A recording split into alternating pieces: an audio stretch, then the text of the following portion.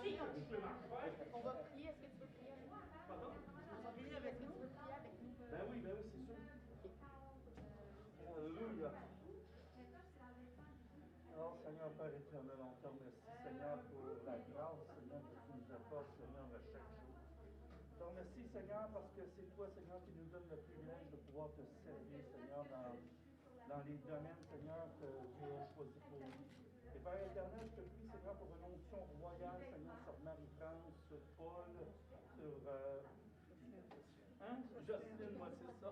Jocelyne, François. Seigneur, que ce matin, Seigneur, ce soit une journée remplie de ton esprit. Parce que, Seigneur, on réalise de plus en plus que si l'Église n'est pas revêtue de ton Saint-Esprit, Seigneur, l'Église est morte. Et Seigneur, on a besoin de ton Saint-Esprit, Seigneur, afin que cette Église soit vivante et que cette Église, Seigneur, puisse transporter, Seigneur, ton message, Seigneur, pour l'avancement de ton royaume. Alors, Père éternel, je te prie de oindre, Seigneur, chaque personne qui est en ministère ce matin. Et Seigneur, que tout se passe, Seigneur, dans l'ordre, qu'il n'y ait pas d'accrochage, Seigneur, que tout soit vraiment, que tout coule, Seigneur, comme une rivière pour toi, Seigneur. Et Père éternel, je te prie aussi pour la prédication, Seigneur, que la prédication, Seigneur, puisse toucher les cœurs. Et Seigneur, que ça ne soit pas juste des paroles pour les hommes, Seigneur, mais que toi, Seigneur, à travers les paroles, Seigneur, que tu puisses toucher par ton esprit, Seigneur, chaque personne. Dans le nom de Jésus. Amen. Amen. Tellement béni. Oui, quand je vois un beau chien. Que tu vois avec ma cravate. Moi, j'ai toujours dit qu'une cravate te montre la direction qu'il faut migrer.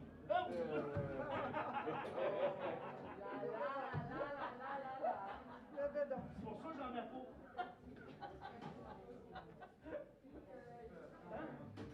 Oui.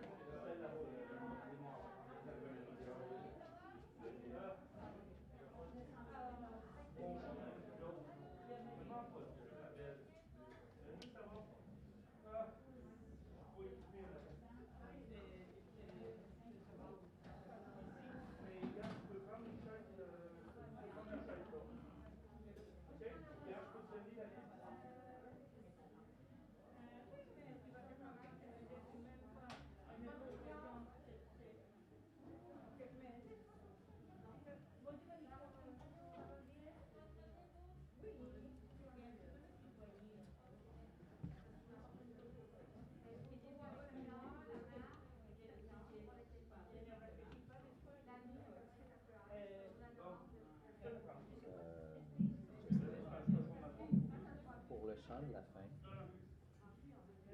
ça serait quasiment mieux quand on termine les chants, tu remets les écouteurs avec toi. Moi, personnellement, je me place tout de suite.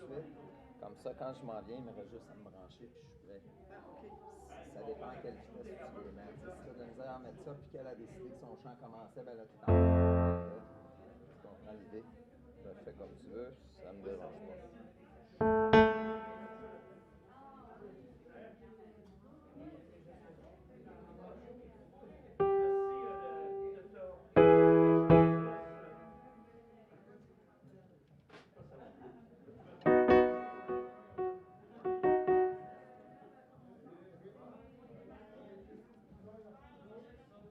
Bonjour la famille Gauvin.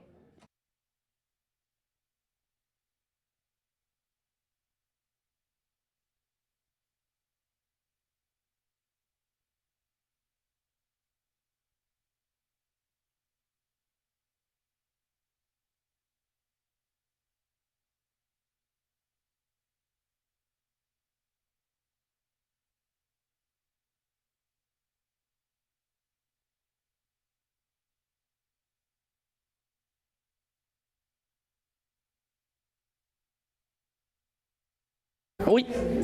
Oui, il est trop...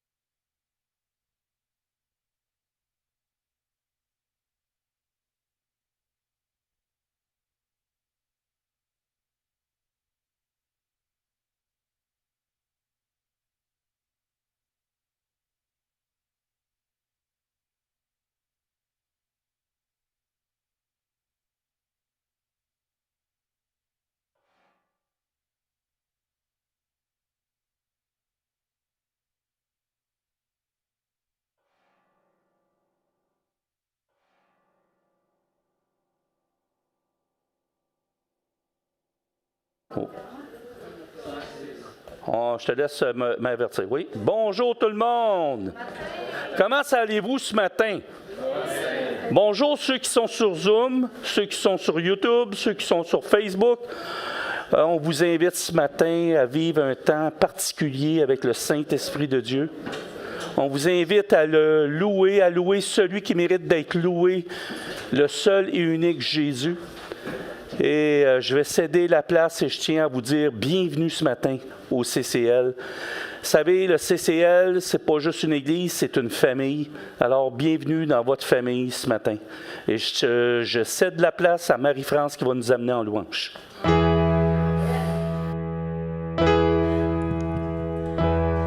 Est-ce que vous êtes prêts à louer notre grand Dieu ce matin? Je vous inviterai à vous lever debout.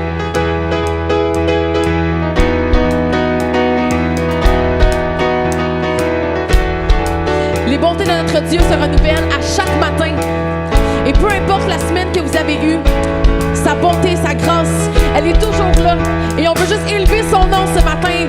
Oh, plus haut que tous nos problèmes, plus haut que toutes choses. Car il est bon, sa grâce dure à jamais. Amen. Est-ce qu'on le loue ce matin?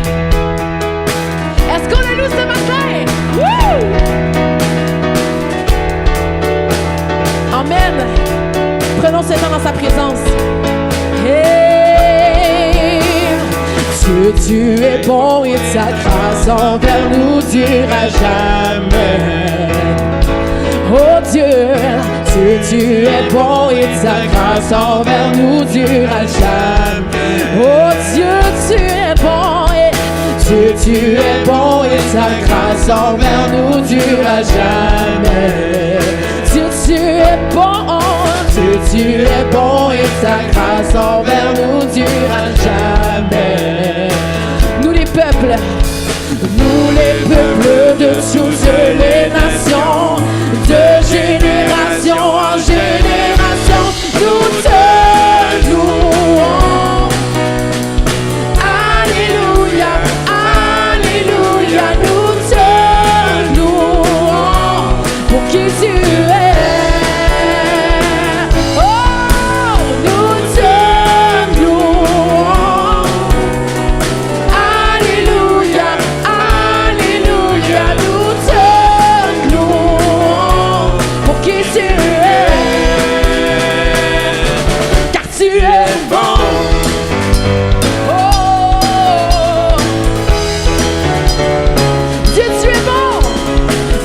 Tu es bon et ta grâce envers nous durera jamais.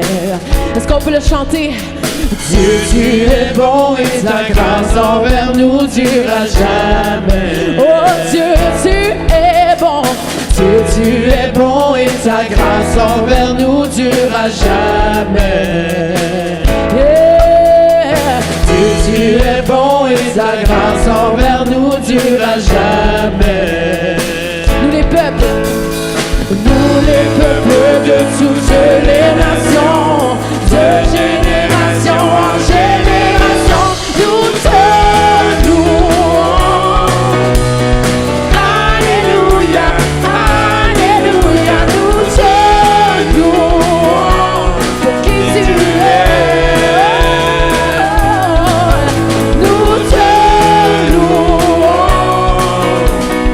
Alléluia, Alléluia, nous te louons pour qui tu es. Car tu es bon. Oui, tu es bon. En tout temps, yeah, yeah.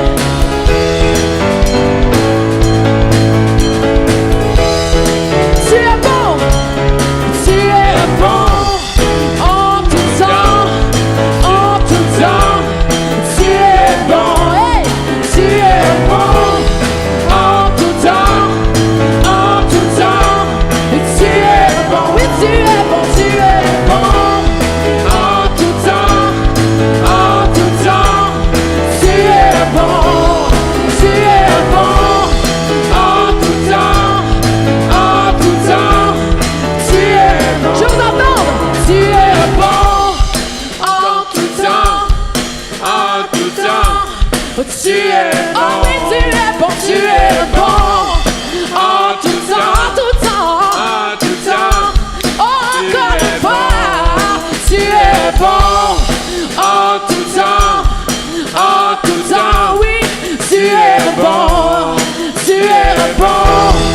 En tout temps. En tout temps. Tu es bon.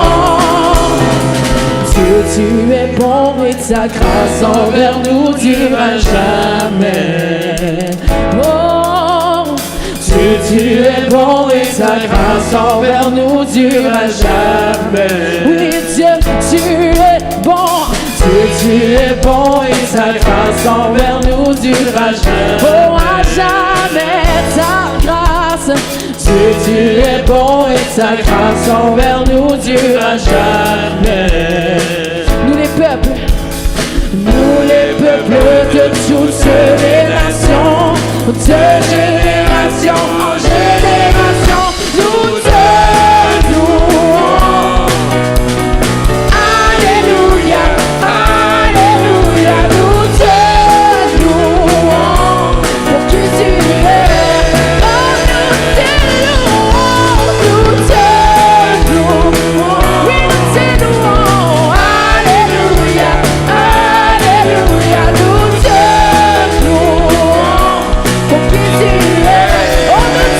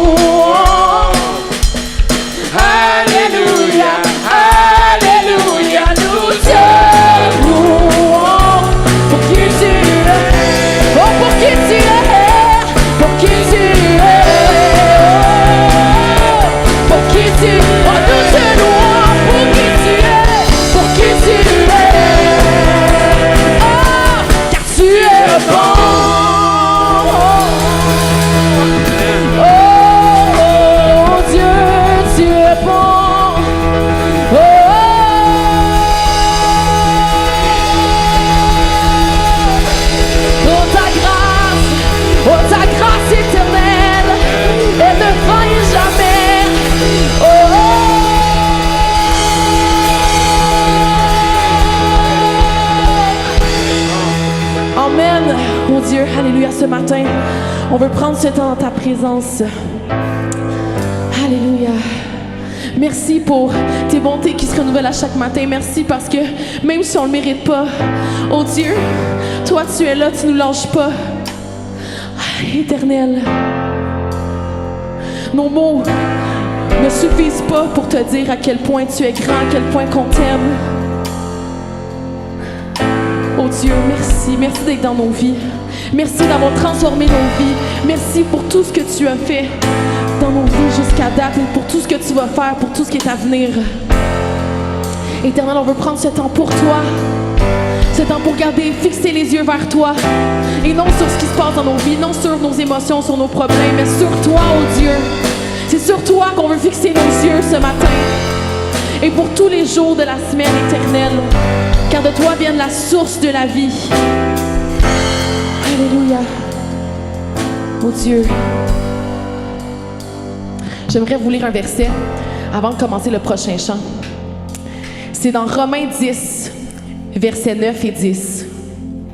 Et je vous le lis. Ça dit: si tu confesses de ta bouche le Seigneur Jésus, et si tu crois dans ton cœur que Dieu l'a ressuscité des morts, tu seras sauvé.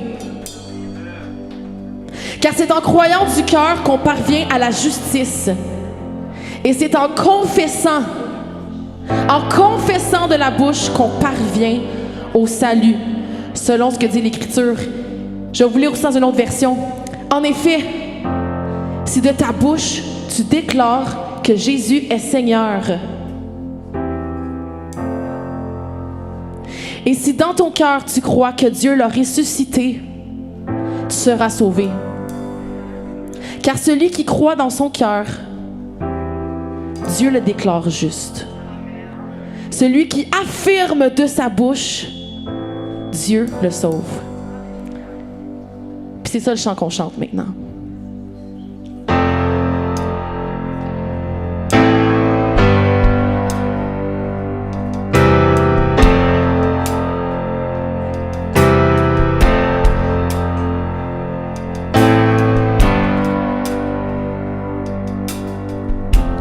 Notre Père éternel, toi qui as tout créé, Dieu tout-puissant,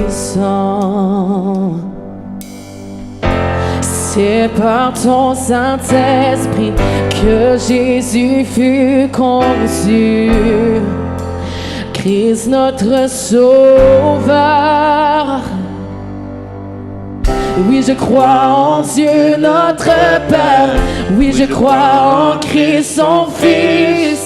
Oui, je crois en ton Saint-Esprit, ô Trinité divine. Oui, je crois à la résurrection, que nous vivrons à jamais. Car oui, je crois dans le nom de Jésus.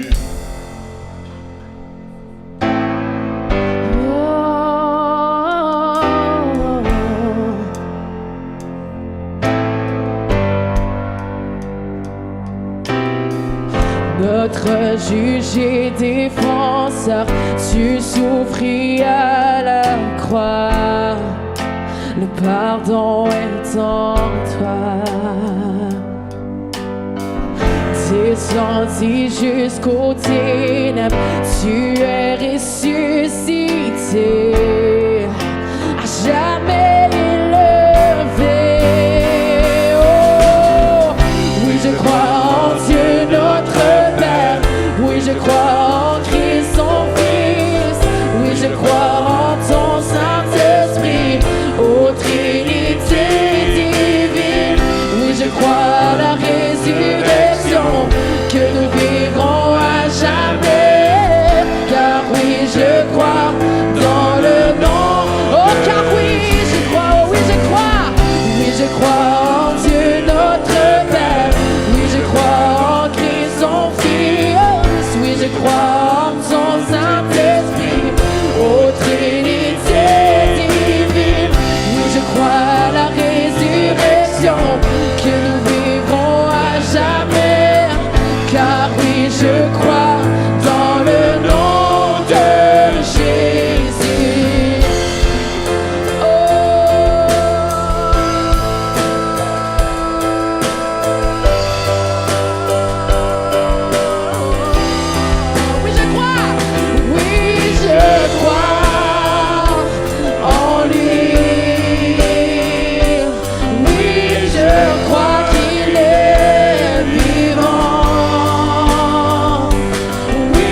je crois que Jésus est Seigneur. Qu'on puisse confesser dans notre bouche. Alléluia. Oh oui, je crois. Oui, je crois en lui. Oui, je crois qu'il est vivant. Oui, je crois que Jésus est Seigneur.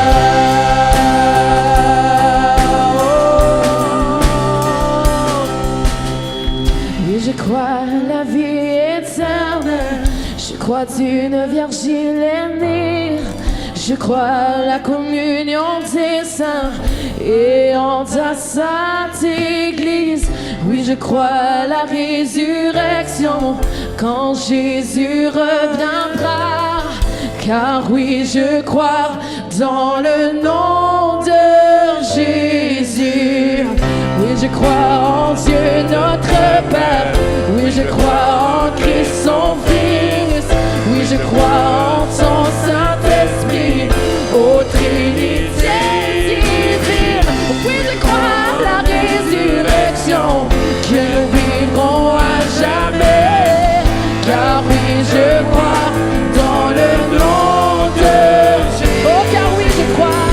Car oui, je crois dans le nom. Oh, car oui, je crois. Car oui, je crois dans le nom de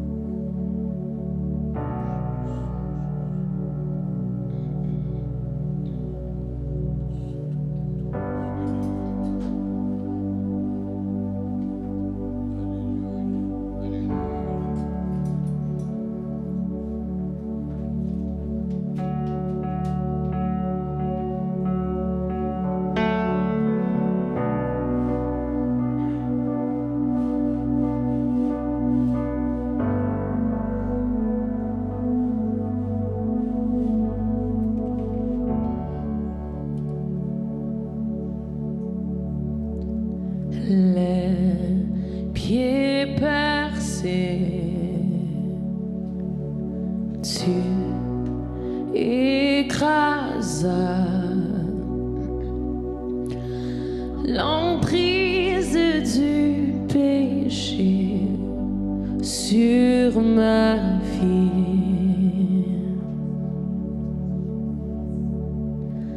Les mains trouées, tu effaces l'empreinte du péché sur ma vie.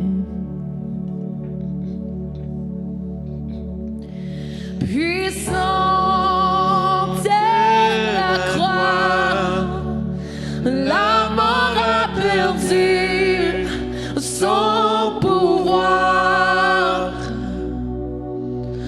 Ton sang m'a libéré, vivante est ma foi. Quand je fonde en toi, mon espoir, tu es ressuscité, Sauveur Jésus.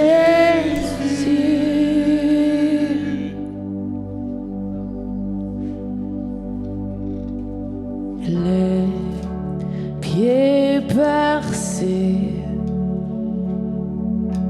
tu écrases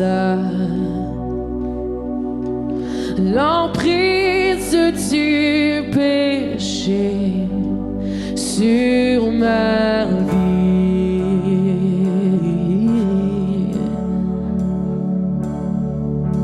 Les mains trouées, tu effaces, tu effaces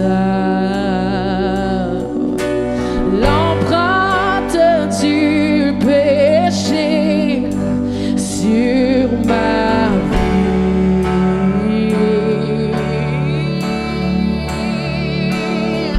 Puissante est la croix, la mort a perdu son pouvoir.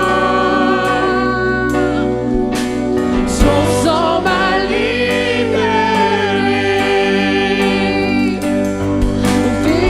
vivante est ma foi. Oh, quand je fonde en toi, mon espoir, tu es ressuscité, Sauveur Jésus, oh Sauveur, Sauveur Jésus, oh Sauveur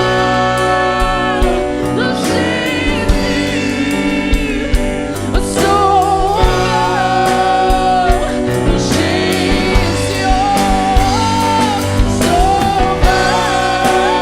Sauveur Jésus,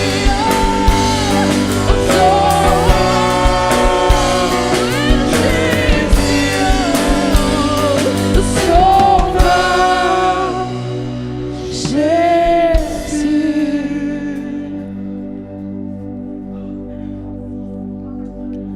c'est ta couronne qui a porté l'épine du péché à ma place.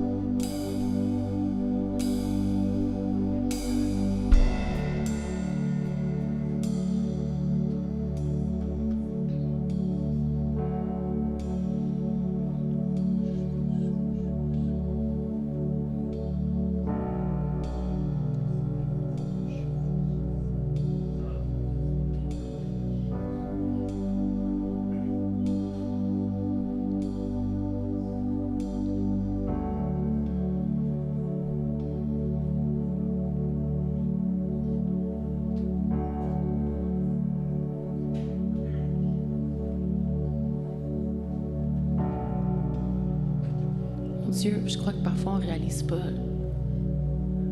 l'impact de la croix à 100%. Parce que quand on comprend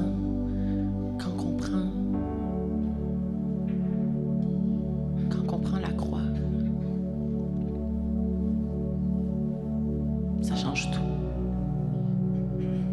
Il y a un poids qui s'enlève de nos épaules. Oh Dieu, ma prière, c'est qu'on puisse saisir, comprendre, réaliser l'impact de la croix.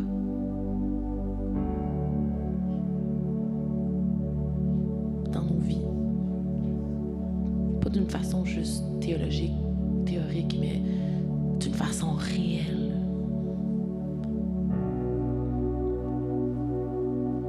Cette grâce, cette bonté, imméritée, oh Dieu, gratuite, juste parce que tu nous aimais tant, que tu nous aimes tant encore à ce jour. La croix change tout. Merci, Jésus. Amen.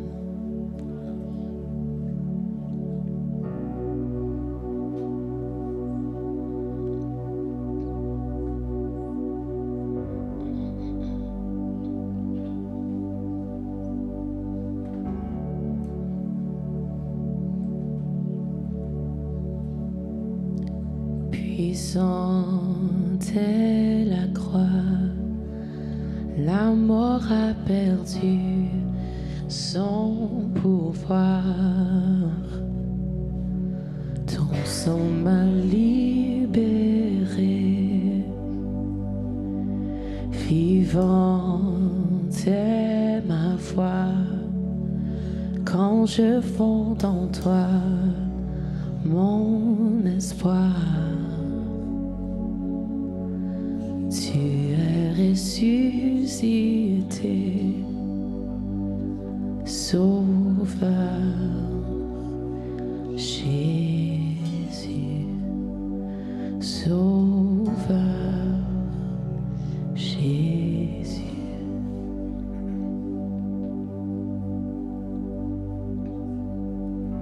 Je vous inviterai à prendre place, mais ça ne sera pas tout de suite le temps des annonces. Avant le temps des annonces, j'avais sur mon cœur de vous partager un chant. Puis c'est un chant que je crois que vous allez reconnaître parce que c'est un hymne. C'est un vieux cantique, mais rempli de tellement de vérité. Et pourquoi je vous fais asseoir? Parce que c'est pas nécessairement un chant qui s'adresse à Dieu, mais c'est un chant qui s'adresse à vous, qui parle de Dieu, qui est un encouragement de Dieu pour vous. Puis je sais pas qu'est-ce qui se passe dans vos vies, chacune d'entre vous, mais s'il vous plaît, écoutez les paroles de ce chant qui s'en vient. Écoutez. Portez attention à ce que le chant dit.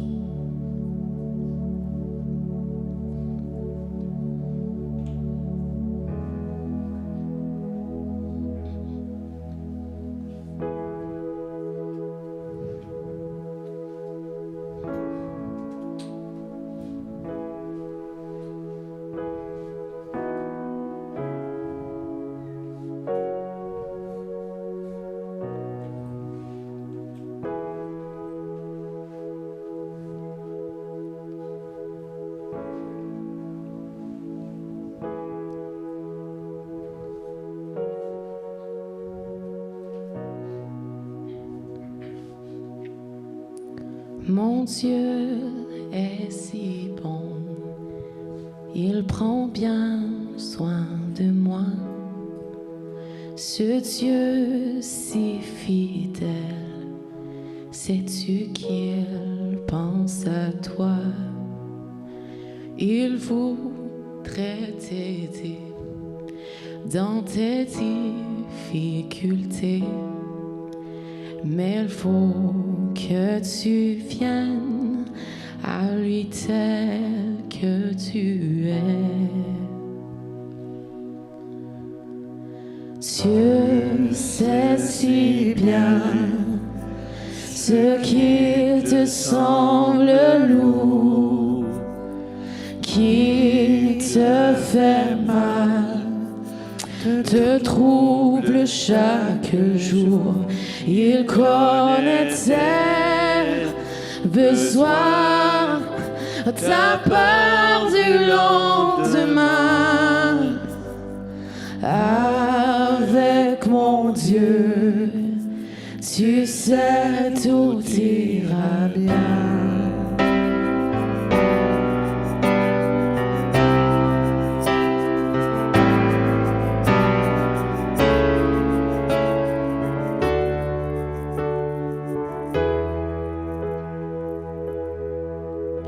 Il vit à jamais, c'est un Dieu tout-puissant. Il te répondra, viens à lui simplement. Quand tout semble noir, triste et désespéré, sais-tu que là-haut, tu n'es pas oublié. Mon Dieu t'aidera, il conduira tes pas. Si tu veux marcher, te plier à sa loi, alors ne crains plus, oui, tu peux compter sur lui, car il accomplira tout ce qu'il a promis.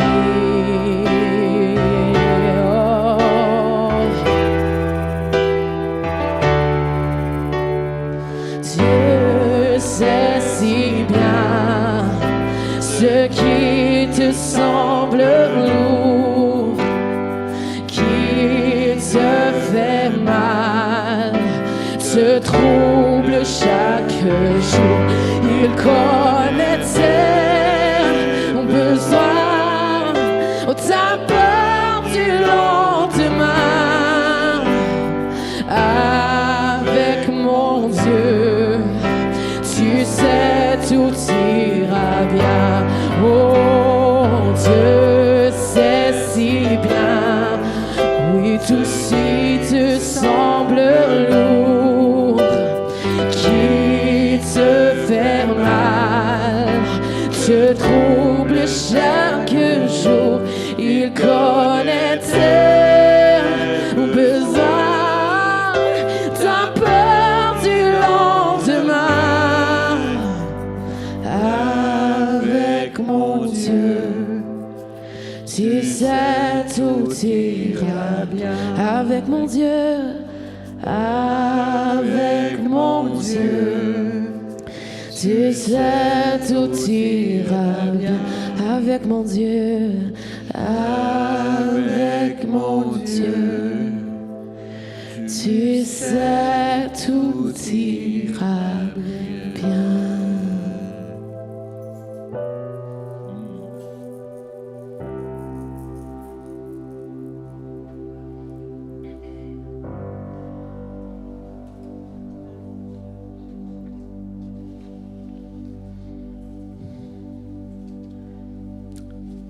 Amen. J'espère que ce chant vous a encouragé. Parce que moi, il m'encourage beaucoup. Amen.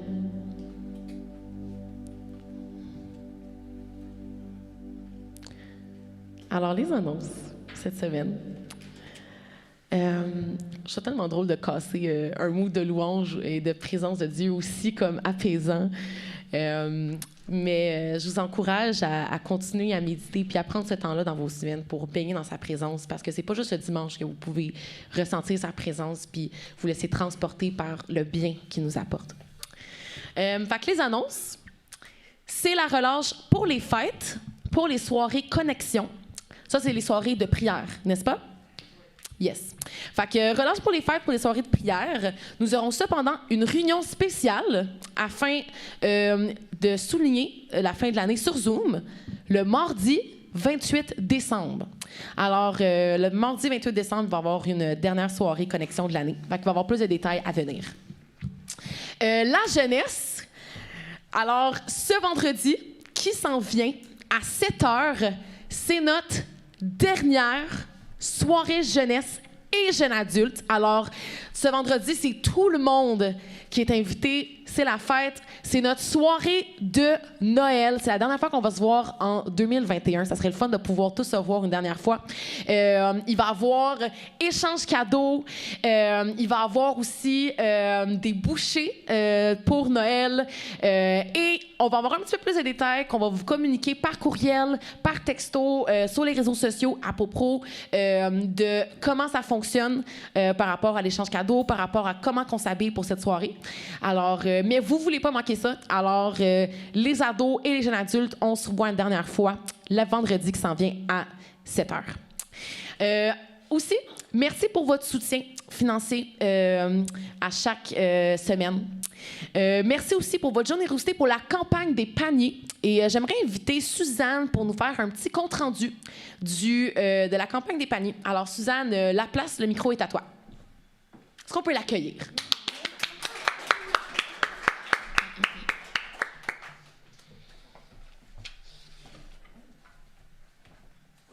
Bon matin tout le monde. Ah oui, c'était bon matin à la maison. J'ai demandé à Nicole ce matin d'être à côté de moi parce que Nicole et moi fait partie du comité de AAL.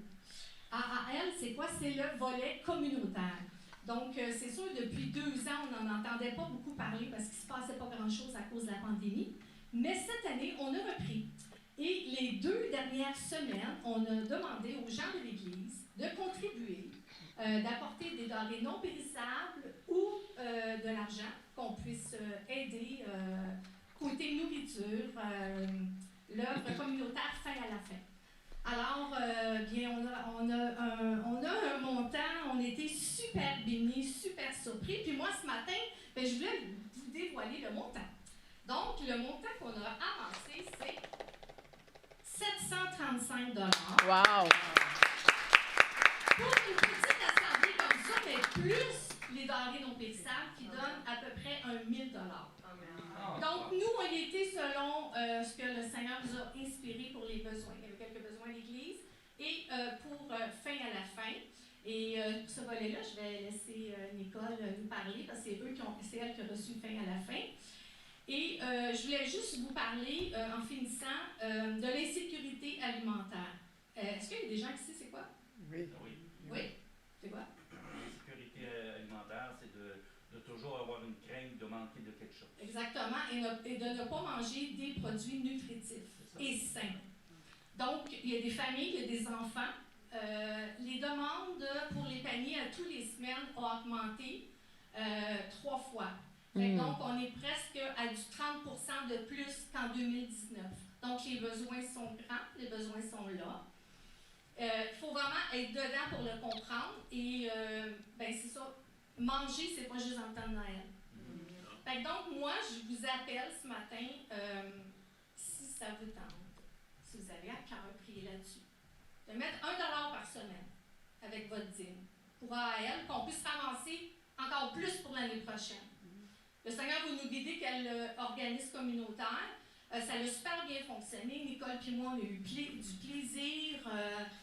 Tu sais, quand le Seigneur lui dit on a plus de plaisir à donner qu'à recevoir, c'est vraiment vrai.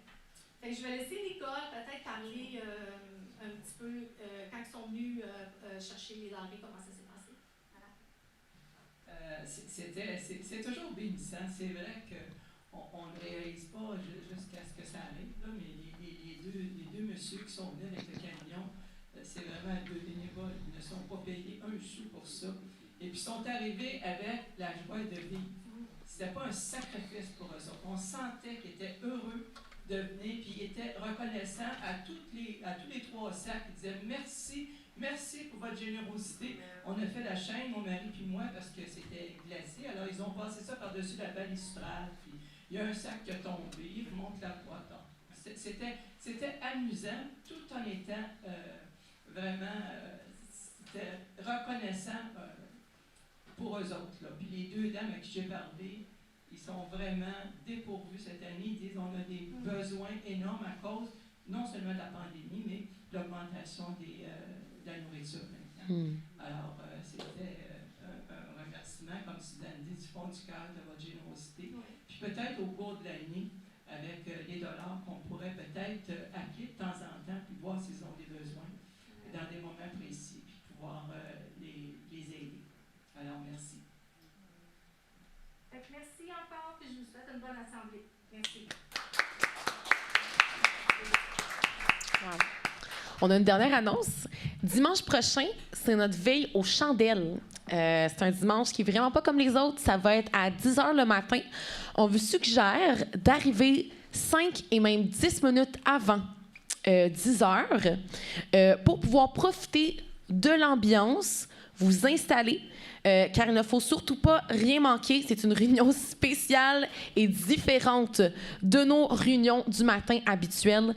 Ça veut dire que si vous arrivez en retard, ça se peut que vous manquiez un bout. Donc, on vous encourage à arriver 5 et même 10 minutes à l'avant pour ne rien manquer de ce dimanche spécial. Donc, merci. Et sans plus tarder, je cède la place à Jean-Marie pour la prédication. Peut-être juste avant, je vois que j'ai pas d'anniversaire. Est-ce que par tout hasard, ici même dans cette pièce, il y a quelqu'un que c'est sa fête cette semaine? Ben, c'est ma fête, moi, toute l'année. Non? OK, c'est bon, parce qu'on veut pas manquer personne. Alors, sur ça... oui? Ce mercredi? Oh! Alors, pour Iris, merci de nous avoir mentionnés. Alors, on va chanter pour Iris. Quel âge, Iris? 11 ans. Oh, super. Alors, qu'on puisse chanter tous pour Iris. Joyeux anniversaire. Joyeux anniversaire. Joyeux anniversaire, Iris. Joyeux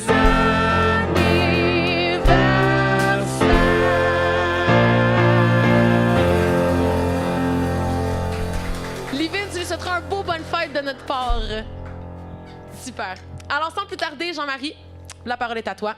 Merci. Comment ça va ce matin pour tout le monde? Avant de commencer, je veux faire une chose. J'ai notre amie Jasmine, notre sœur Jasmine, que son papa s'est opéré cette semaine. Et c'est un cancer, je pense qu'il a, c'est ça? Fait qu'on va prier pour ce monsieur.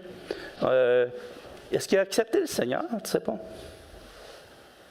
Ah, peut-être. On va prier pour son salut aussi, hein, tant qu'à faire. Alléluia. Je vais demander aussi à ma femme de venir en avant, s'il te plaît. Alléluia. Si vous voulez, on va baisser la tête. Alors, Père éternel, on veut simplement, Seigneur, t'élever le papa de Jasmine. Seigneur, toi, tu le connais plus que nous. Seigneur, tu le connais parce que c'est toi qui l'as créé, oh Dieu. Et tu connais, Seigneur, les moindres recoins de son âme et de son cœur. Et Père éternel, tu vois, Seigneur, l'angoisse, Seigneur, qu'il doit vivre présentement, Seigneur, face à une opération majeure pour un cancer. Et Seigneur, il est confronté, Seigneur, à une mort possible. Et Seigneur, je veux simplement que ton Saint-Esprit, Seigneur, puisse le visiter présentement, Seigneur, et puisse le rassurer. Seigneur, que tu puisses, Seigneur, toucher son cœur, que tu puisses lui montrer, Seigneur, qu'il y a un espoir, une espérance en toi. Que la mort n'est pas une finalité, mais que c'est le début de quelque chose d'autre. Mais Seigneur, qu'il puisse réaliser que ce quelque chose d'autre-là peut être avec toi pour l'éternité. Et Père éternel, tu as dit, Seigneur, que tu as donné ton Fils unique afin que quiconque croit en lui ne périsse point, mais qu'ils aient la vie éternelle. Alors, Seigneur, on prie, Seigneur, que cet homme, Seigneur, puisse croire en Jésus, Seigneur, afin d'avoir la vie éternelle avec toi.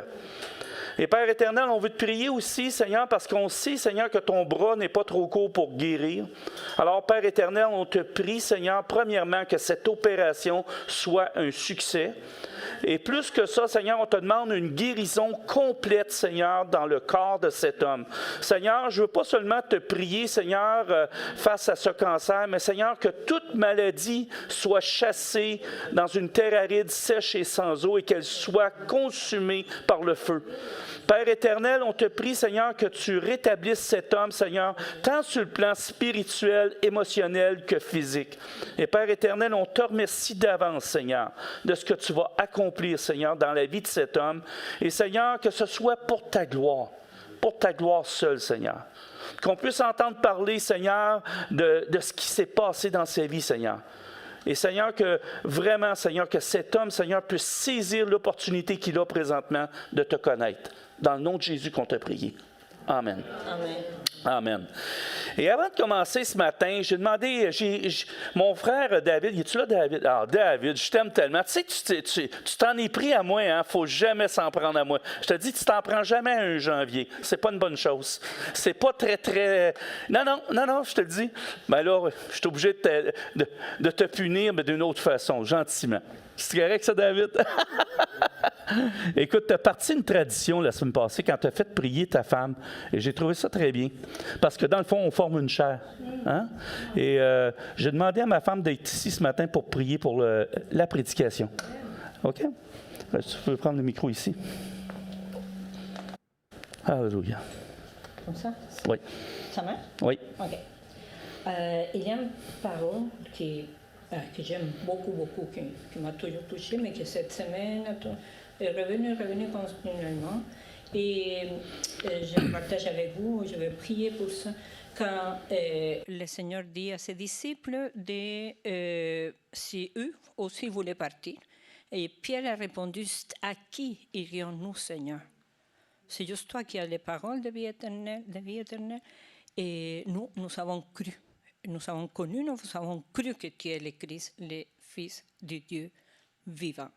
Et c'est pour ça que j'ai pris les paroles de vie éternelle qui viennent en travers de Marie, que le Seigneur nous envoie, qui soit vie à nous. Seigneur Tout-Puissant, je te remercie de tout mon cœur pour ta grandeur qu'on ne peut pas mesurer, pour ton amour, pour ta grâce, pour tout ce que tu es, Seigneur. Seigneur, à qui irions-nous si ce n'est pas à toi? On peut aller n'importe où, Seigneur, mais on ne va rien trouver. Rien qui va calmer notre soif, notre faim pour l'éternité, qui est déjà ici avec nous, Seigneur, parce que toi, tu habites en nous et parce que ton Saint-Esprit habite en nous. Seigneur, je prie pour que ces paroles de vie éternelle, qui viennent uniquement de toi et auxquelles nous, on a cru, Seigneur, puissent couler abondamment à travers de Marie, avec une onction qui vient de toi et des paroles qui vont parler à notre vie, qui vont transformer notre vie, qui vont toucher des cœurs, que ce soit des personnes qui ne te connaissent pas ou des personnes qui ont des années à te connaître, mais que tu te glorifies en eux. Au nom de Jésus. Amen. Merci, Annie. Juste avant, tous les ados, j'allais justement bien, vous montez en haut, vous avez une classe avec Dani. Alors, les secondaires 1, Alléluia. Suivez Dani en haut pour votre classe. Alléluia. Bon, on va laisser nos chers ados. Moi, j'aimerais tellement ça, être avec eux autres ce matin. Je vais tout rater ça, moi, là.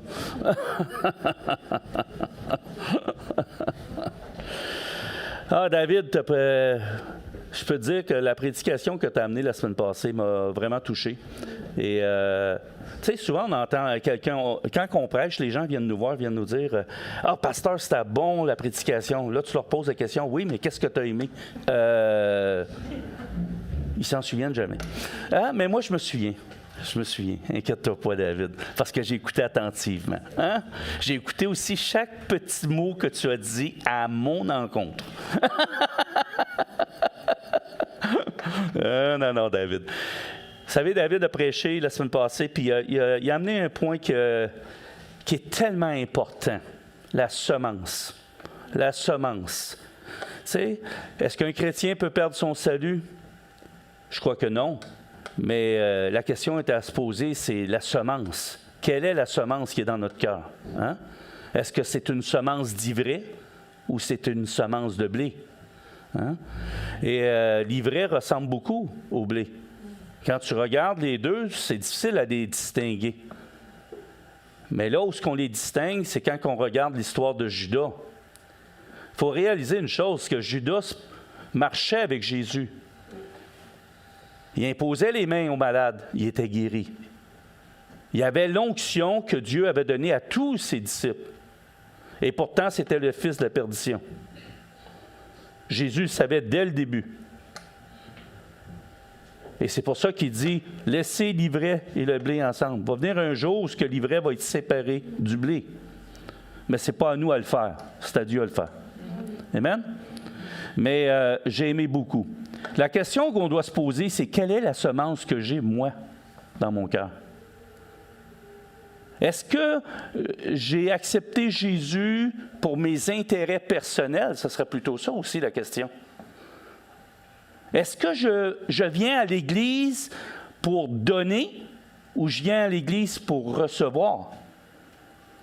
Et ce qui distingue les semences, souvent, c'est dans la façon qu'on agit, dans notre attitude. C'est ce que je vous ai prêché la dernière fois. Mon frère, cette semaine, vendredi dernier, on a été, pasteur Patrick et moi, dans une réunion sectorielle où il y avait tous les pasteurs. Puis à un moment donné, il y avait mon frère qui est pasteur lui aussi, qui était à côté de moi, puis il me disait, tu sais, Jean-Marie, il dit, quand il y a un sous-marin, tu veux savoir si un sous-marin est solide, qu'est-ce que qu'ils vont faire? Ils vont l'amener le plus creux possible. Ils vont le mettre sous pression. Hein? Jusqu'à temps qu'il commence à craquer de tous bords, de tous côtés.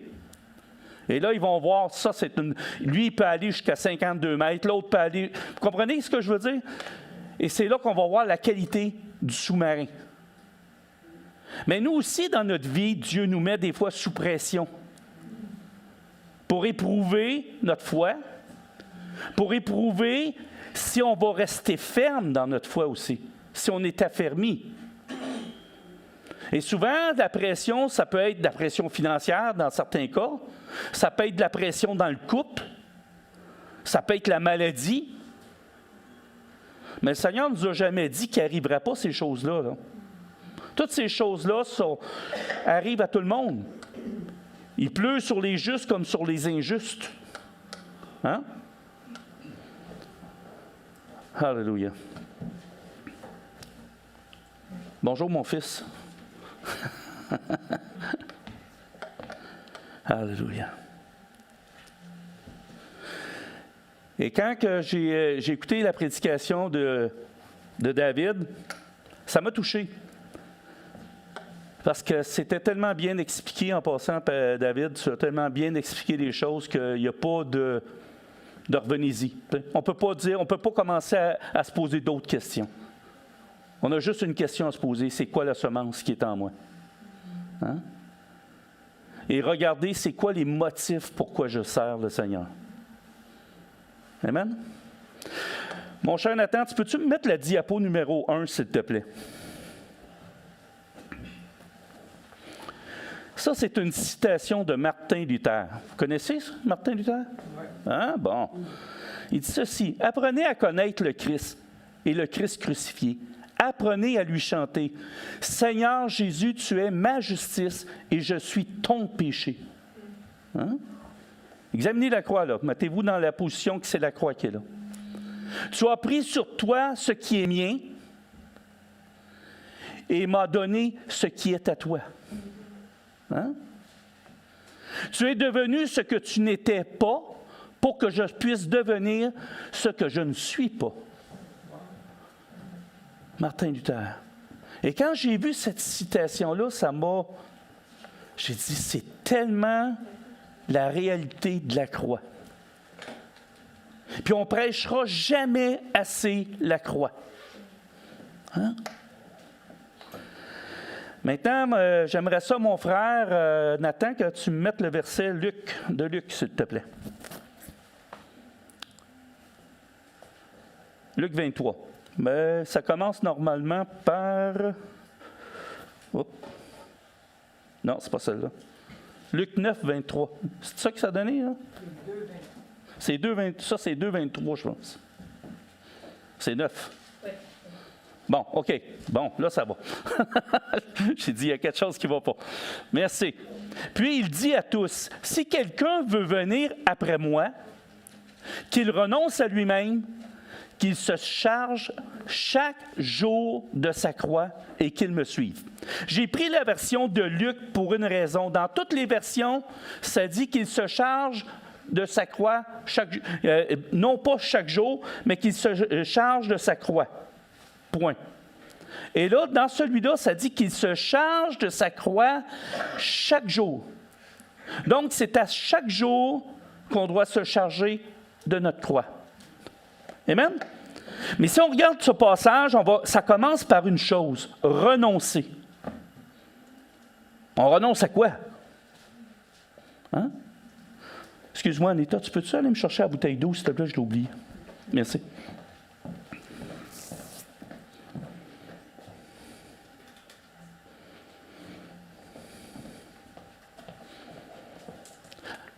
La chose qu'on doit renoncer, premièrement, c'est à soi-même. C'est ce qui est écrit. Renoncer à soi-même. Mais ça veut dire quoi, renoncer à soi-même? Ça veut dire quoi? Ça veut dire, premièrement, se soumettre à la volonté de Dieu. Soumettre ma volonté à la volonté de Dieu. Et ça, c'est quelque chose, là. Ça veut dire que moi, là, Jean-Marie, il faut que je diminue afin que lui puisse grandir en moi. C'est ça que ça veut dire. Colossiens 4,12, s'il te plaît.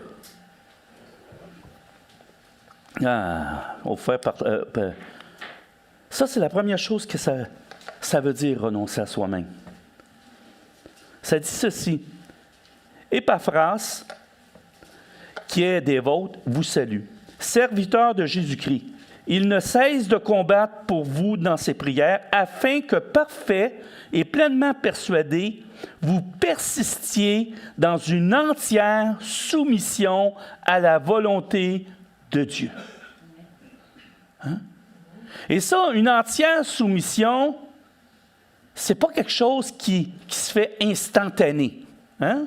Quand on accepte Jésus, on n'a pas une transformation éclair. Il n'y a pas 3-4 éclairs qui nous sautent dessus, puis pouf! Hein? Ça se fait graduellement.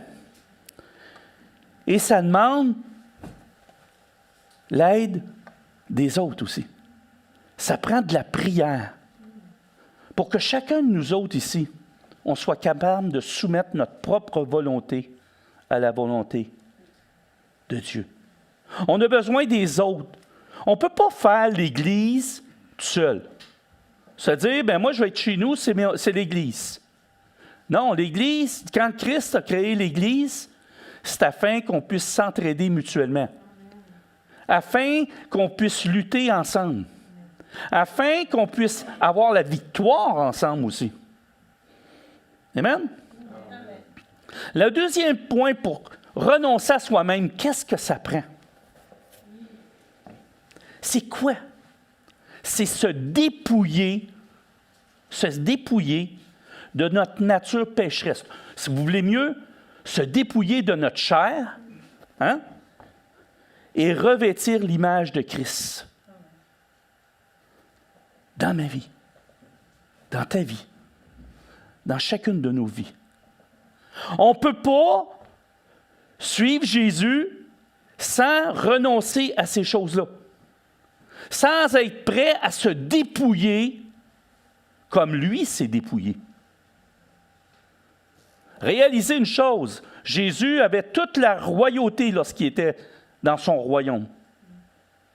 Il a fait un choix éclairé. Il a dit, je vais me dépouiller de toute ma majesté, de toute ma gloire, afin de les élever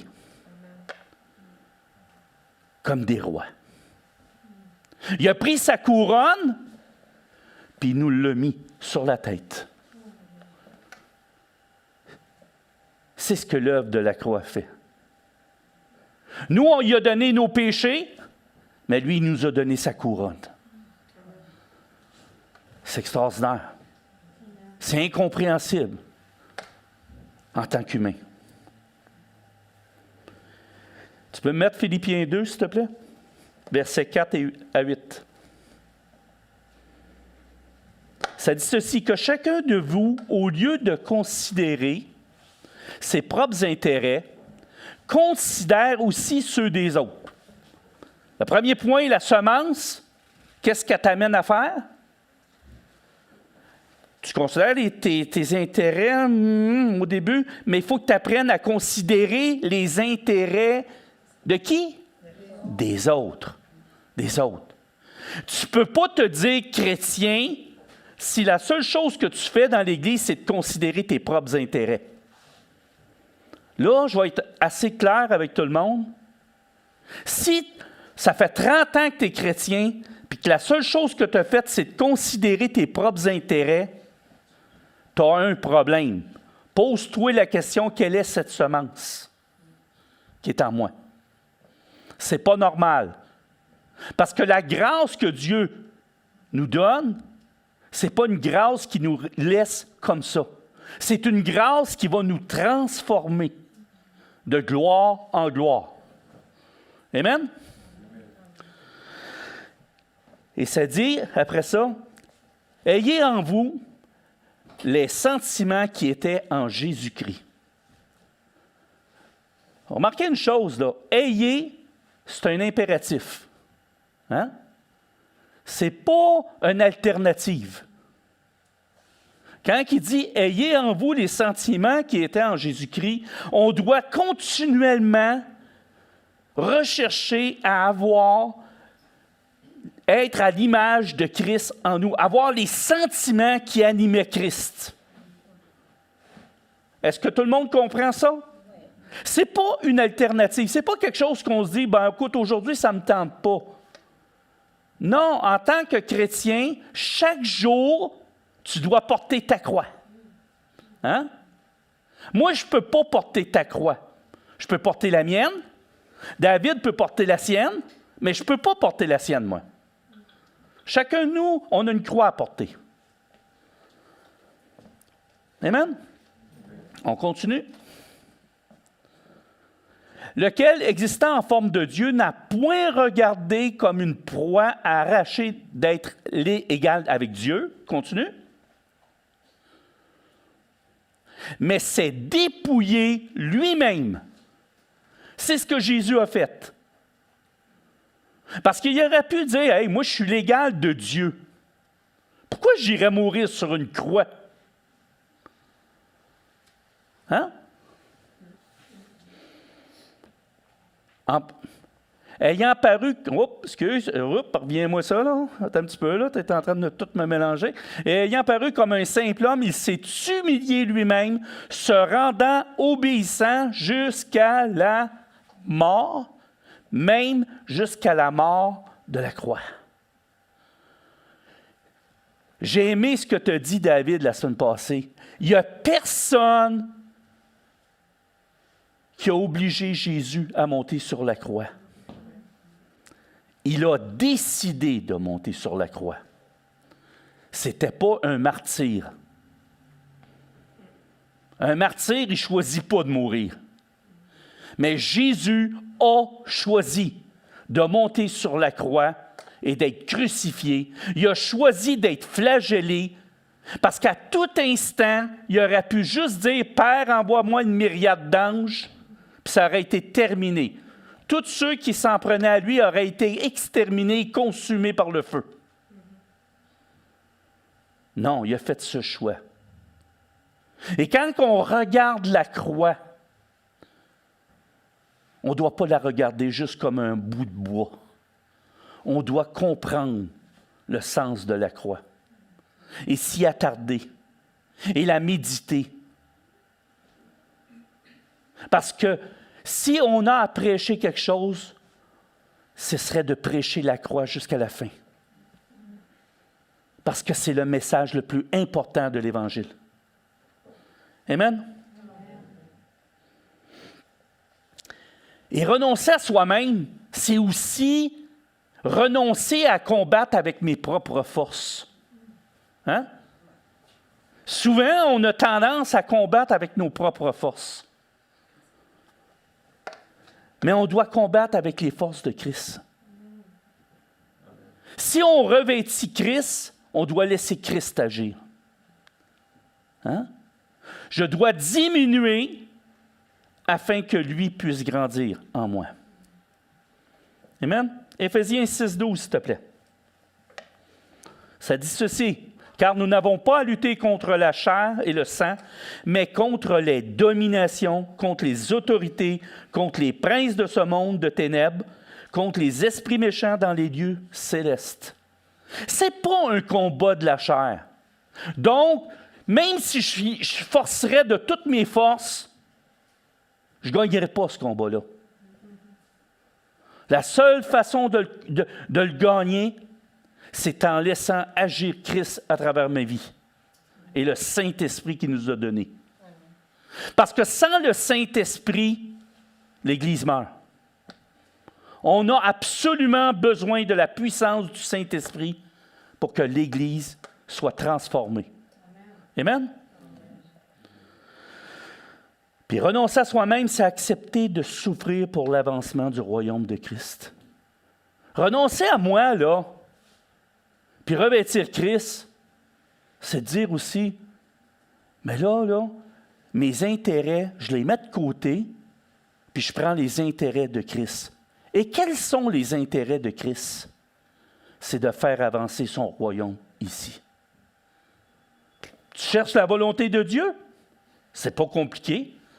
Fais avancer le royaume de Dieu. Oui, mais ça va tout croche dans le monde. Non, ça ne change rien que ça aille tout croche dans le monde. Jésus ne nous a pas dit que ça irait bien. Il n'a pas dit que parce qu'il y a des guerres, puis parce qu'il y a des pandémies, que vous ne devez plus parler de moi, puis vous mettre à pleurer, puis dire « Ah, c'est pas drôle, qu'est-ce qui se passe? » Non. Il dit « Relève ta tête. Ouvre ta bouche. » C'est un temps que la grâce agit. Parce qu'il dit « Là où le péché abonde, la grâce surabonde. » Maintenant, le péché abonde. On dit que le bien est rendu mal et que le mal est rendu bien. Mais c'est le temps du salut aussi. Parce que la grâce de Dieu est encore opérante.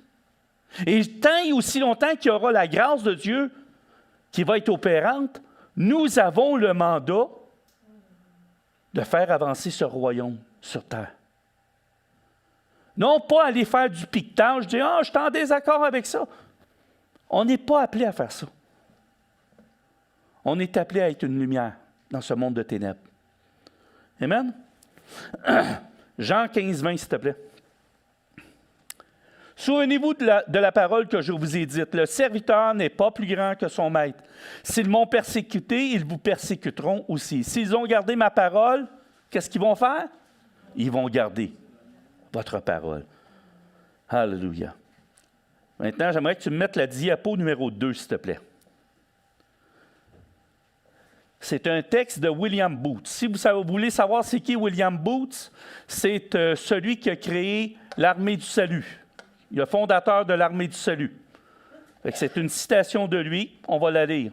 « Réveillez-vous, ou quelqu'un d'autre portera notre croix à notre place et nous volera ainsi notre couronne. » Hein? C'est temps que le peuple de Dieu se réveille. Qu'on puisse réaliser, à quelque part, que si on ne se réveille pas, il y a quelqu'un d'autre qui va porter notre croix, puis il va nous ravir la couronne. Amen? Mais que représente porter notre croix? Hein? Parce qu'il dit porter notre croix chaque jour. Souvent, on a regardé porter notre croix comme étant un fardeau lourd. Ce n'est pas ça du tout. C'est Jésus, quand il est monté sur la croix, cette croix, lorsqu'il nous a dit de porter notre croix, il nous a revêtus de son autorité afin qu'on puisse agir dans ce monde. On a l'autorité de Christ. pour gagner des âmes. Il a transféré, il a pris nos péchés, puis il nous a donné une couronne. Mais quand que tu as une couronne, tu as l'autorité qui va avec aussi. Hein? Sans ça, tu n'es pas couronné. Hein? Alléluia. Porter notre croix, c'est aussi porter l'amour. C'est porter la compassion. C'est porter le pardon. Hein? 1 Jean 3, 16, 17. Qu'est-ce que ça nous dit? Nous avons connu l'amour en ce qu'il a donné sa vie pour nous. Nous aussi, nous devons donner notre vie pour les frères. Ça veut-tu dire qu'il faut qu'on monte sur une croix se faire crucifier? C'est pas ça, là. Hein? Ça veut dire qu'on doit se donner pour les autres. Jusqu'à la fin. Jusqu'à la fin. Sans arrêt. Sans se dire, oh, mais là, il n'est pas reconnaissant. C'est pas important. Tu ne le fais pas pour qu'il soit reconnaissant. Tu le fais pour faire la volonté de Dieu. Tu le fais pour donner simplement. Et ma sœur a dit tantôt, il y a plus de plaisir à donner qu'à recevoir. Et je peux vous dire une chose, lorsque vous allez expérimenter le principe de donner, vous allez réaliser une chose, que vous êtes rempli d'un trésor qui est dans les cieux. Amen? Puis un jour, ce trésor-là, vous allez y avoir accès. Puis des fois, on y a accès sur la terre. Regardez ma bague. Hein? Et voilà. Alléluia. Si quelqu'un possède des biens du monde et que, voyant son frère dans le besoin, il lui ferme ses entrailles, comment l'amour de Dieu demeure-t-il en lui? Posons-nous la question. Quand tu sais que tu as un frère qui souffre, pas nécessairement de la nourriture, mais qui souffre, de quelque façon que ce soit, mais que tu éteins ton téléphone pour ne pas l'écouter, ou tu ne prends pas 5 minutes pour écouter ce qu'il a à dire, c'est la même chose. C'est la même chose. On doit faire de l'Église ce que Jésus veut. Et il a dit, on va reconnaître son Église par l'amour qu'ils vont avoir les uns pour les autres. L'amour, c'est la priorité de l'Église. S'aimer les uns les autres. Pas toujours facile, hein? Surtout avec moi, là, quand je vous comprends. Ouais. On doit être aussi, cet amour-là, elle doit être exprimée puis manifestée. Comme Jésus l'a fait. Jésus était rempli d'amour. Il n'est pas resté assis sur sa chaise. Il dit, ah, je suis rempli d'amour. Ah, je suis rempli d'amour. Puis il n'a rien fait avec. Jésus était un homme d'action. Il agissait. Il allait où le besoin était. Et il répondait aux besoins. Et le besoin, des fois, ça pouvait être d'écouter quelqu'un. Une autre fois, c'était de guérir. Hein? Et une autre fois, c'était pour délivrer. Et une autre fois, c'était pour amener un réconfort par la parole. Une espérance. On doit être des témoins de l'amour de Christ envers l'humanité. Christ ne nous a pas dit de se séparer du monde. Il a dit d'aller vers le monde. Hein? D'aller vers le monde. Il ne nous a pas dit d'haïr le monde. Hein? On doit aimer les gens. Mais l'esprit du monde, on a le droit de l'haïr, parce que l'esprit du monde éloigne les gens de Christ. C'est très différent. Amen? Et on doit porter un message de réconciliation avec le Père. Les gens doivent savoir que Christ est mort afin de les réconcilier avec le Père, Dieu. Amen? 2 Corinthiens 5, 19, s'il te plaît.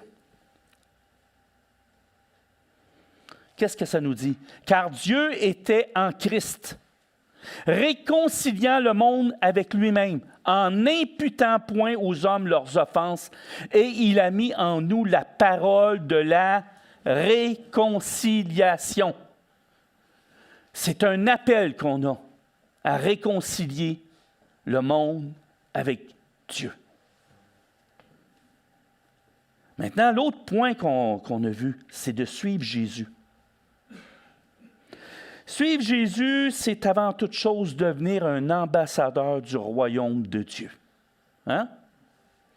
Je suis allé voir qu'est-ce que c'est la mission d'un ambassadeur. J'étais curieux, moi, de savoir c'était quoi. Ça vous intrigue-tu? Hein? Je suis allé voir, et ça dit ceci, l'ambassadeur, en tant que chef de poste d'une mission diplomatique, est le subordonné d'un gouvernement. Si je mets ça dans notre contexte à nous, nous sommes subordonnés à Christ. OK? Il tient son pouvoir de lui. De qui tenons-nous notre pouvoir? De Christ. Amen? Et ne l'exerce qu'en son nom. Il ne l'exerce pas pour lui. Il l'exerce pour la gloire de Dieu. Amen? Et sur sa demande expresse. Moi, là, je n'impose pas les mains sur quelqu'un sans que Christ, le Saint-Esprit de Dieu, me dise « OK, impose les mains sur lui ». Mais pour ça, il faut que tu développes cette relation d'intimité avec lui pour entendre la voix de Dieu qui te dit « OK, fais telle chose ».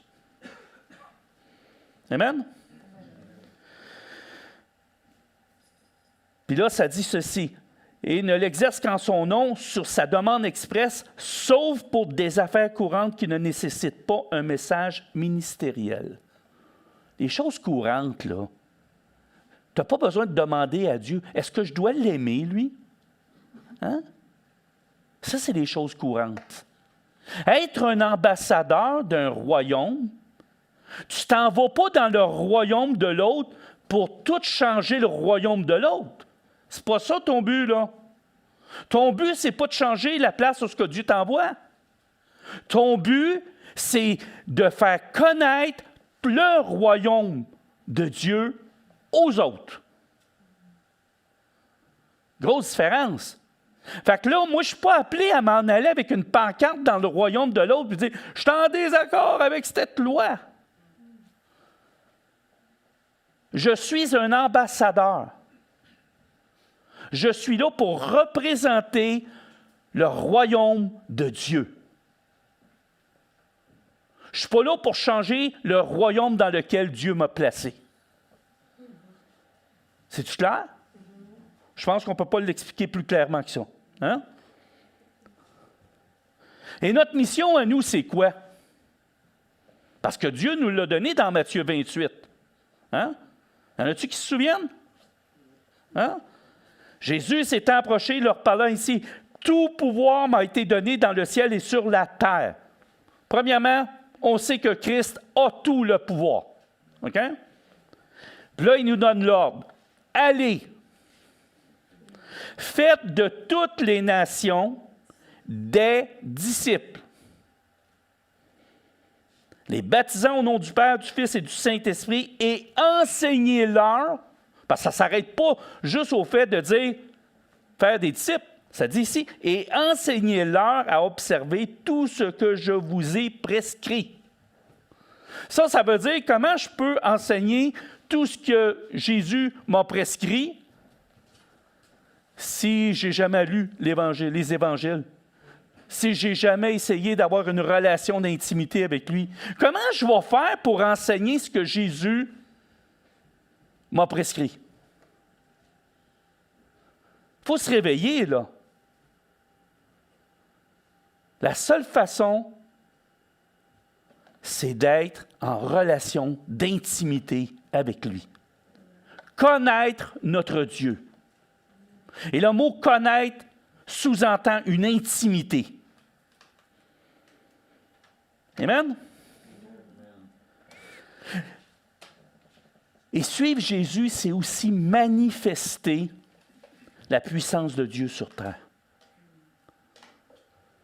Hey, Christ, c'est pas un Christ bébé. Hein? C'est pas ça que tu as dit. Hein? C'est pas un petit bébé dans une crèche, là. Qu'est-ce qu'il t'a dit tantôt? Il lui a été donné tout pouvoir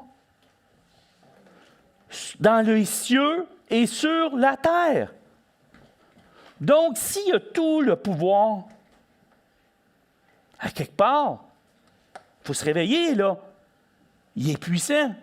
Et nous, on est censé reproduire ce que lui a fait. Et qu'est-ce qu'a fait Jésus? Il a guéri les malades. Hein? Il a nourri la population. Vous êtes-vous d'accord avec ça? Hein? Il a délivré les captifs. Est-ce que vous êtes d'accord avec ça? Oui? OK. Il a été compatissant pour ceux qui souffrent. Hein? Il a démontré une compassion incroyable. Il a été miséricordieux envers les pécheurs. Hein? Il a amené la grâce. Il a fait grâce. Dieu fait grâce à qui il veut. Hein? Il a fait grâce. Il a intercédé pour le peuple, mais pas juste pour le peuple, pour les inconvertis. Hein? Puis nous, on va faire différemment de Jésus. On va dire, ben regarde, moi, je n'ai pas besoin de prier. Là. Voyons donc. Délivrer les captifs, c'est bien trop compliqué, ça. Hein? On va s'en tenir à leur parler de la parole, ça va s'arrêter là. Non, non. Si tu veux faire la volonté de Dieu, tu dois suivre Jésus et reproduire ce que Jésus a fait. Donc, tu dois reproduire ses œuvres. D'accord? J'aimerais ça qu'on regarde le passage de 1 Corinthiens 2, versets 3 et 5. C'est à la veille de finir là.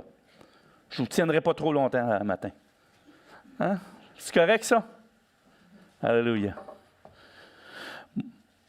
Moi-même, j'étais auprès de vous dans un état de faiblesse, de crainte et de grand tremblement. 4.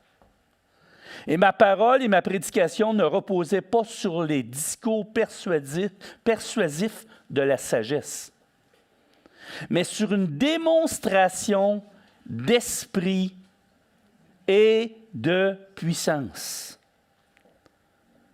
Vous savez, on peut prêcher avec des belles paroles, avec la sagesse humaine. Mais la seule chose qui a de la puissance, c'est la parole de Dieu. C'est la parole de Dieu. Ce n'est pas la parole d'un homme. S'il y a une parole d'un homme, elle doit être remplie du Saint-Esprit. Sans ça, elle ne peut pas faire effet dans vos cœurs. On a besoin du Saint-Esprit. Amen?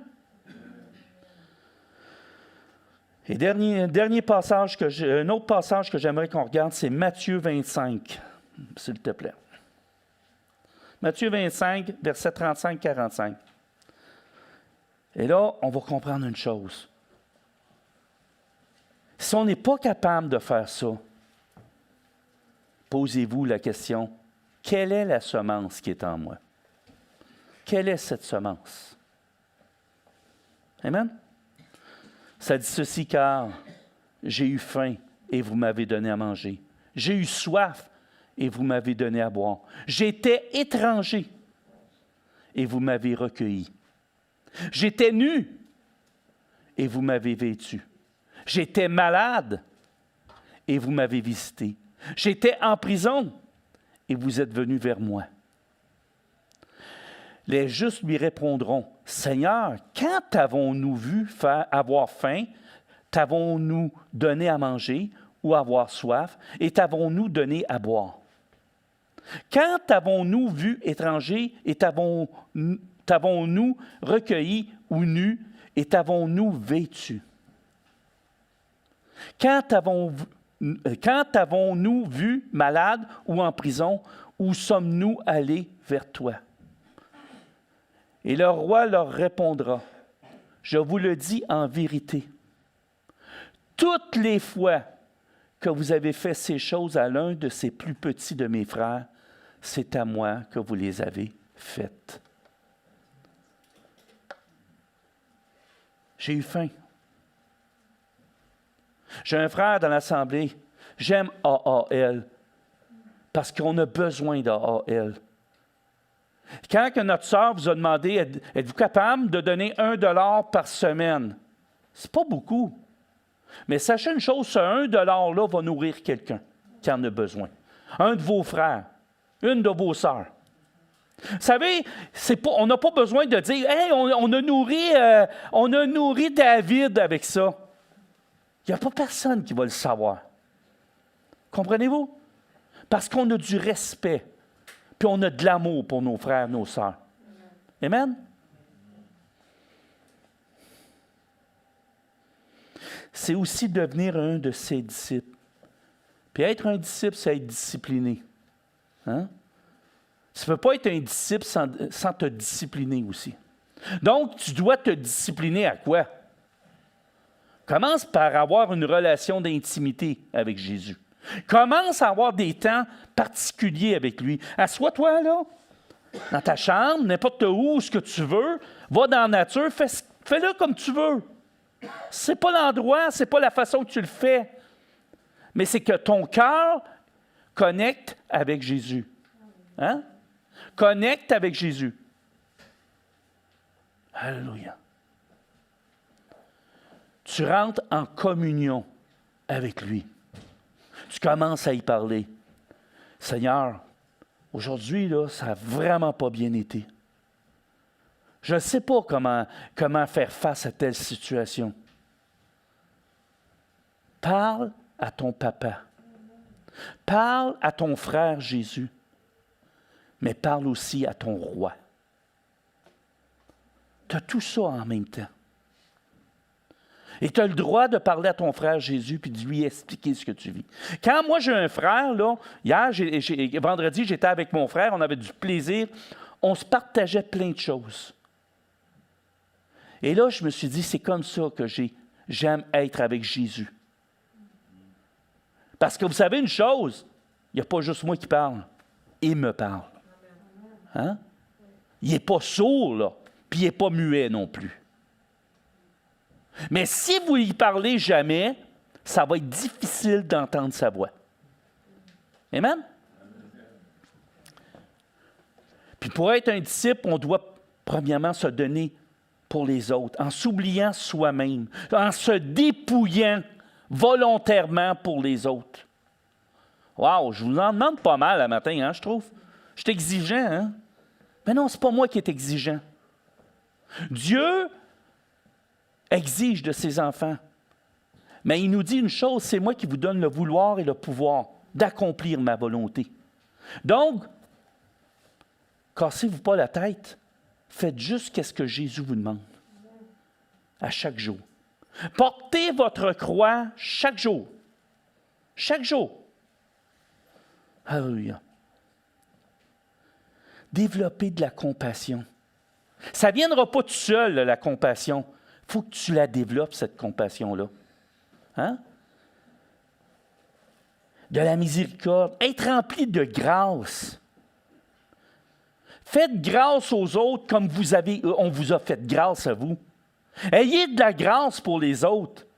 Quand quelqu'un tombe dans le péché, commencez pas à le juger, mais ayez de la grâce.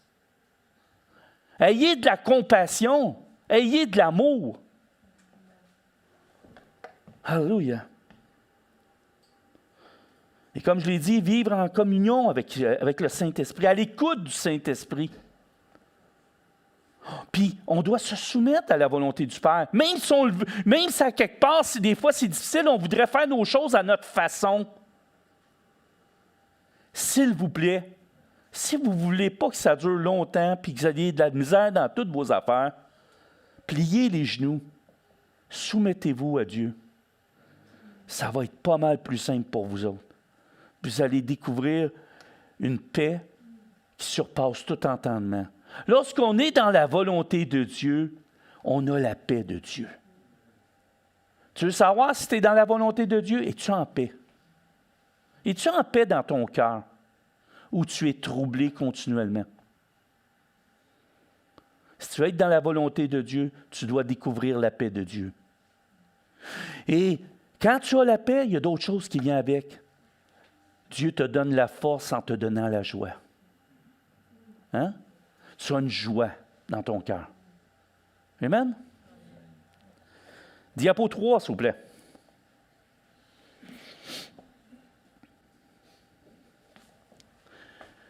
John J. Lake. Qui est ce personnage? C'est un missionnaire du 20e siècle qui a apporté la guérison et la délivrance dans le continent africain. Il était considéré par plusieurs comme un apôtre des temps modernes. Il y a eu tellement de gens qui ont été guéris, délivrés par son ministère, que tu ne peux même pas compter le nombre de personnes, tellement qu'il y en a en Afrique. Et il a dit ceci. On a dit que la croix du Christ n'avait rien d'héroïque. Spécial.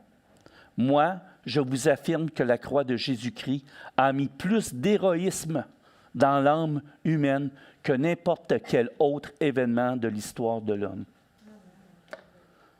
Oui, la croix, c'est héroïque. Puis lorsqu'on décide de porter notre croix, on devient des héros de la foi. On devient des héros de la foi. Mais ce n'est pas ce que vous avez toujours entendu. « Oh, c'est lourd, c'est lourd, c'est lourd. » C'est de porter vos propres fardeaux. Non, parce que le Seigneur nous dit que son fardeau est léger. Hein? Mais porter sa croix, c'est ce que je vous ai dit. C'est être aussi des lumières dans ce monde de ténèbres. Lorsqu'on met une lumière dans une pièce qui est complètement noire,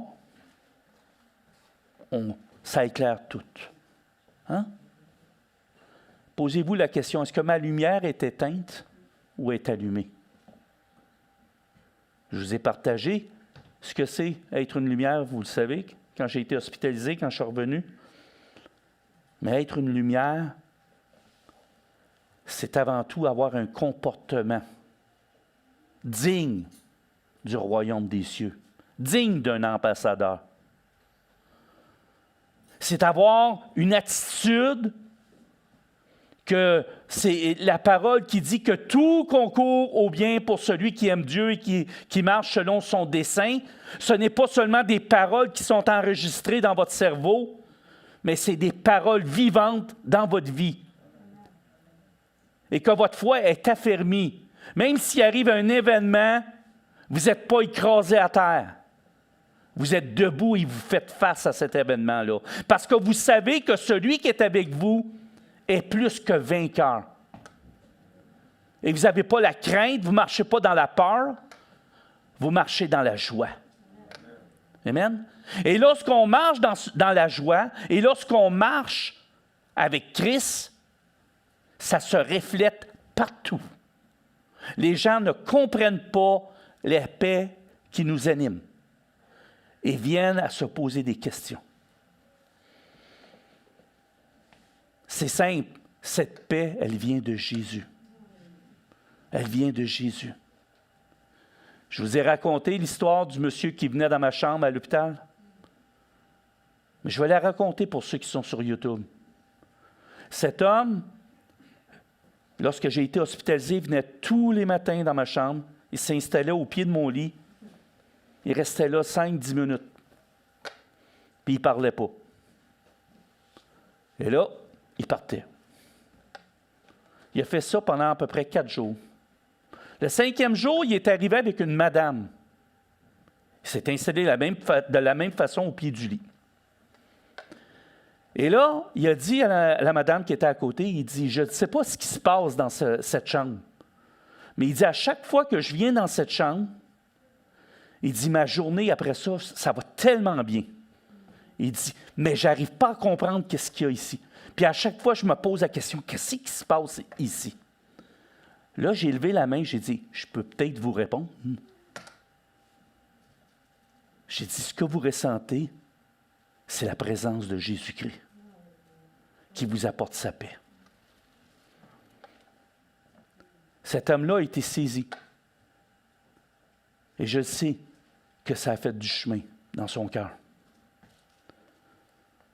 Être une lumière, c'est pas dur d'évangéliser quand on est une lumière. C'est difficile d'évangéliser, de parler de Jésus quand on est des ténèbres, nous autres mêmes. Hein? Quand, à quelque part, les gens qui te connaissent, qui connaissent de toi, c'est que tu critiques tout le temps ou tu chiales tout le temps, en bon québécois. Mais si ton comportement, tu l'as changé, puis tu l'as rendu à l'image de Christ, tu as pris les sentiments de Christ et ils habitent en toi, je vous le dis, il n'y a aucune complication. Les gens écoutent. Les gens te regardent. Et les gens disent, « Wow, qu'est-ce qui se passe dans sa vie? Comment se fait-il? » J'aimerais que tu me mettes Matthieu 5. Y es-tu encore là, lui? Attends. Matthieu 5, s'il te plaît. On va juste le lire, puis on va terminer là-dessus. S'il te plaît. Vous êtes la lumière du monde. Une ville située sur une montagne ne peut être cachée. Êtes-vous d'accord avec ça? Hein? Quand tu as une ville qui est sur une montagne, tu la vois de loin. Hein, la ville? Continuons. Et on allume pas une lampe pour la mettre sous le boisseau. Hein? Tu ne prends pas la lampe, tu ne la mets pas en dessous du lit. Puis avec les draps qui vont jusqu'à terre, puis hein? Ça ne change rien. Tu restes dans les ténèbres dans ce temps-là. Mais on la met sur le chandelier. Et elle éclaire tous ceux qui sont dans la maison. On continue? Ouais.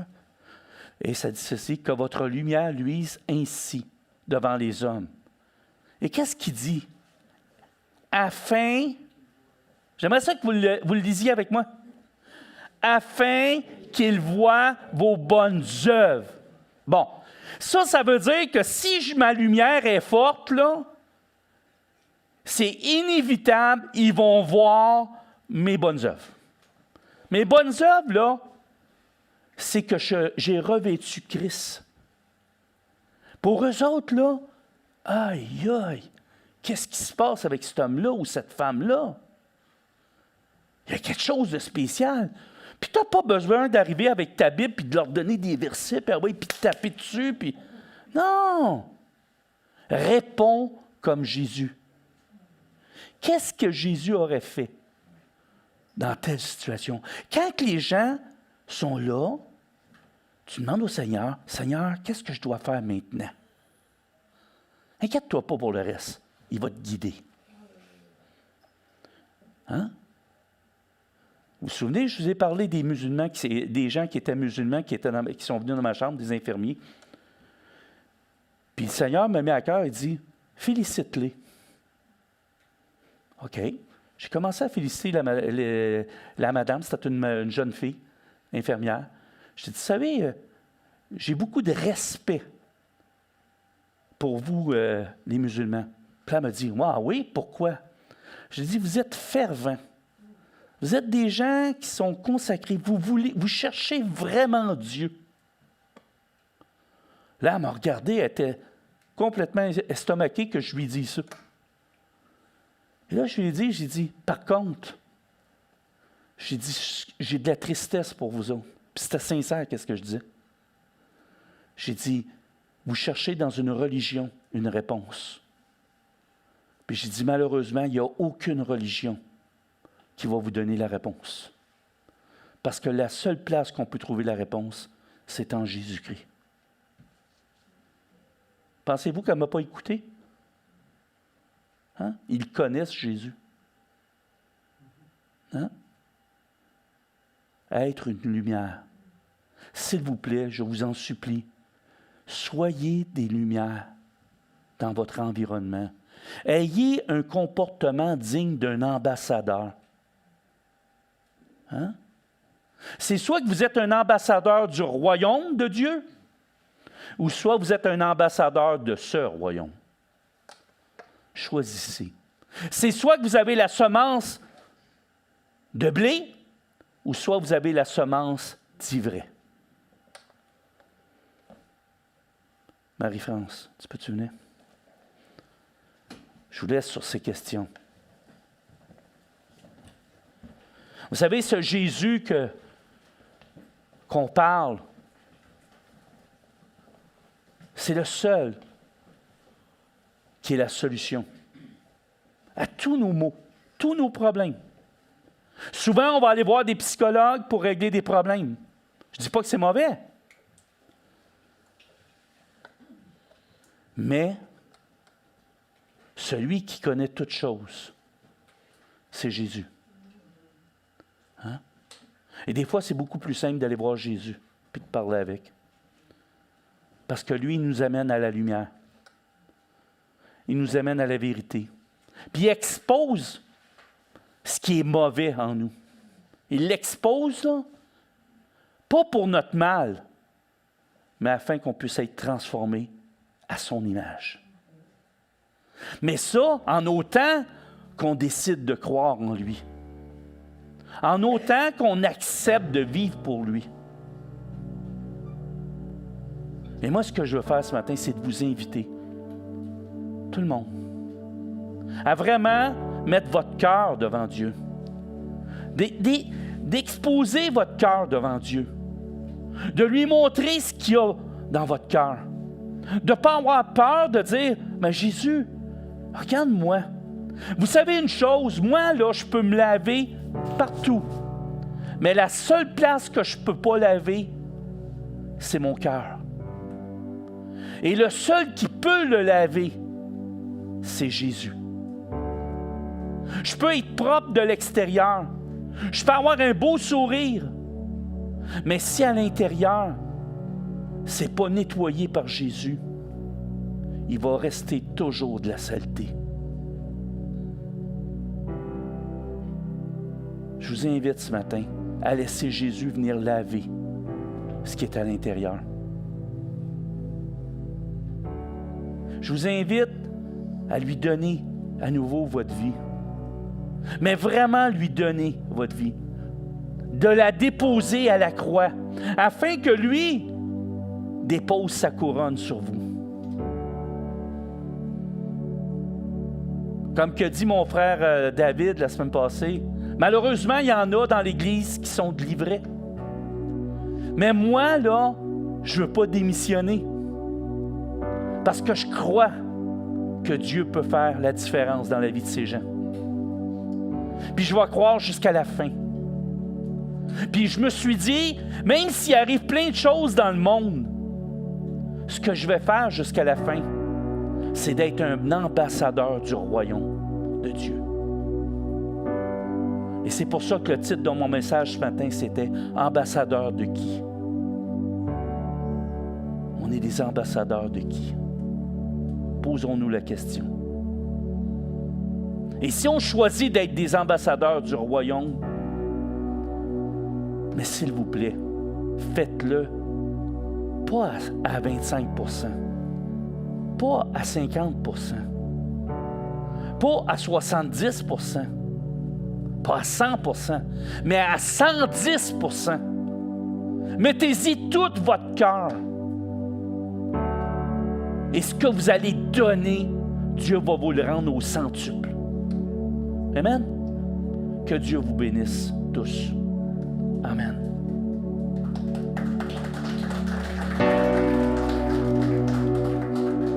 Alléluia.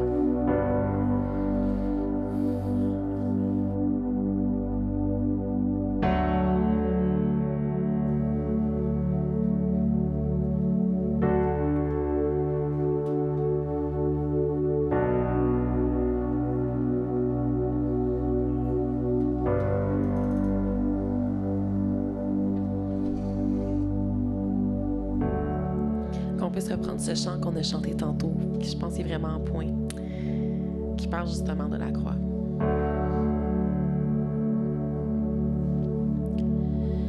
Puissante est la croix, la mort a perdu son pouvoir. Ton sang m'a libéré. Vivante est ma foi. Oh, quand je fonde en toi, mon espoir.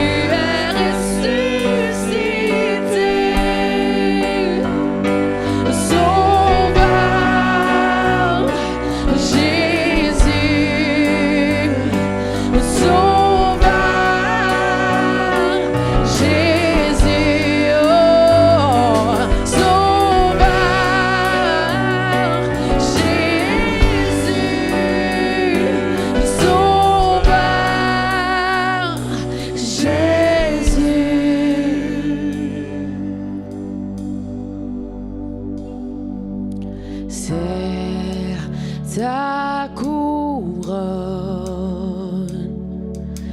qui a porté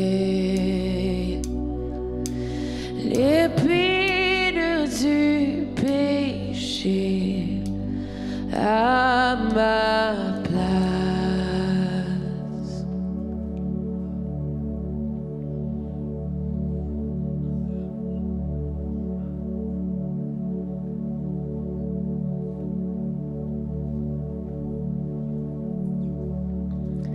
Bonne semaine. Soyez bénis. Prenez le temps de vous saluer avant de quitter, de prendre de vos nouvelles. Et c'est un retour la semaine prochaine pour notre veille aux chandelles. Soyez bénis.